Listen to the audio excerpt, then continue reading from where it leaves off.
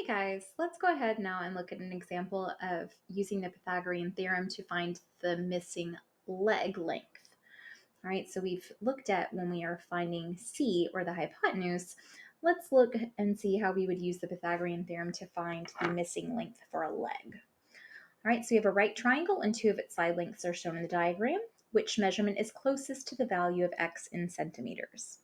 We know we can use the Pythagorean theorem because we use it to find the missing length in right triangles.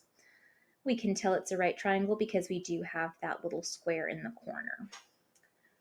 All right, so before I start labeling, I'm going to go ahead and draw an arrow from the right angle across to the hypotenuse.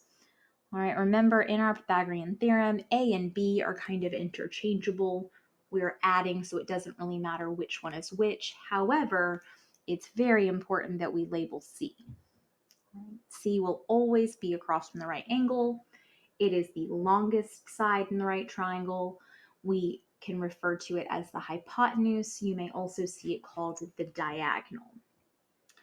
All right, so knowing that C is going to be the longest side, if we're looking to find which measurement is closest to the value of x in centimeters, we know that x has to be less than C. So C is 39 centimeters. Looking at our answer choices, we can see that B and D are both too large to be the value for x. All right, so again, process of elimination, so very important that we use that. All right, now that we have done that, let's go ahead and write our formula and finish our labels. So for the Pythagorean theorem, we use a squared plus b squared equals c squared. So we've already labeled C. Let's go ahead and label X, side X with B. And then 12 we will label with A. I always like to use the base of the triangle, but again, you can do either one. Now that we've labeled, let's go ahead and substitute our numbers into our equation. So we have A squared, so we have 12 squared, plus b squared, and we don't have a number for b, so we're just going to leave the variable in the formula, equals c squared, which is 39. All right, so we've substituted our numbers into the formula.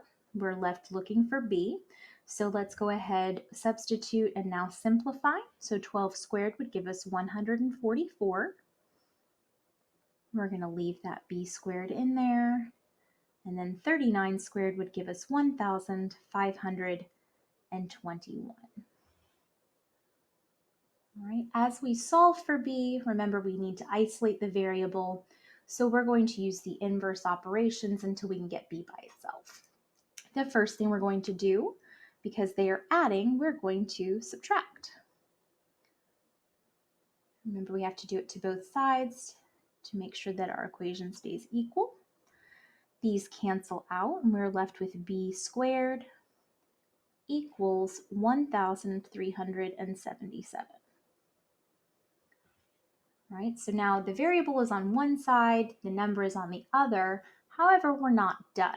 Remember, our very important last step of Pythagorean theorem is finding the square root. So the inverse operation of squaring is finding the square root. We want to see what number do we multiply times itself to equal 1,377. All right, so using Desmos, that is an irrational number, so I have a big old decimal. I'm going to see that b equals 37. All right, and I'm going to give myself 3 decimal places, so 108. Looking at my answer choices, I can see that b is closest to 37 and 1/10. So A would be my answer. And that's how we can use the Pythagorean theorem to find the length of a missing leg.